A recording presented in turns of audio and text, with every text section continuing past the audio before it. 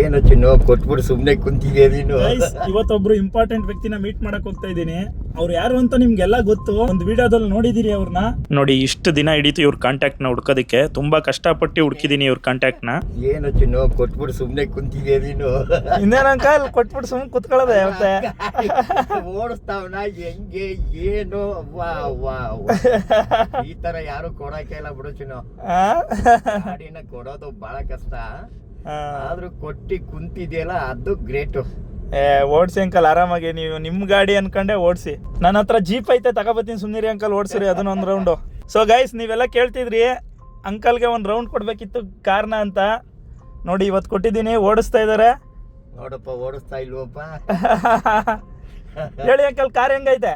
Car ಅಂತೂ ಅದ್ದೂರಿ ಆಗೈತೆ ಕಣಪ್ಪ. ಚೆನ್ನಾಯ್ತಾ? ಅದ್ದೂರಿ ಕಾರು. ಇಷ್ಟ ಆಯ್ತಾ ನಿಮ್ಗೆ? ತುಂಬಾ ಇಷ್ಟ.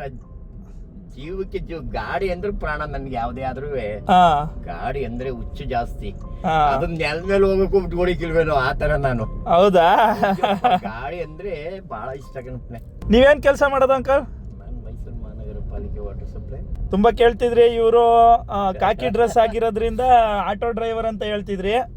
ಆಕ್ಚುಲಿ ಇವರು ಆಟೋ ಡ್ರೈವರ್ ಅಲ್ಲ, ಮೈಸೂರು ಮಹಾನಗರ ಪಾಲಿಕೆಯಲ್ಲಿ ವಾಟರ್ ಸಪ್ಲೈ ಅಲ್ಲಿ ಕೆಲಸ ಮಾಡ್ತಾ ಇದ್ದಾರೆ. ಇನ್ನ ಒಂದಷ್ಟು ದೂರ ಹೋಯ್ತೀನಿ ಅಂದ್ರೆ ನಡೀರಿ, ಏನಿಲ್ಲ.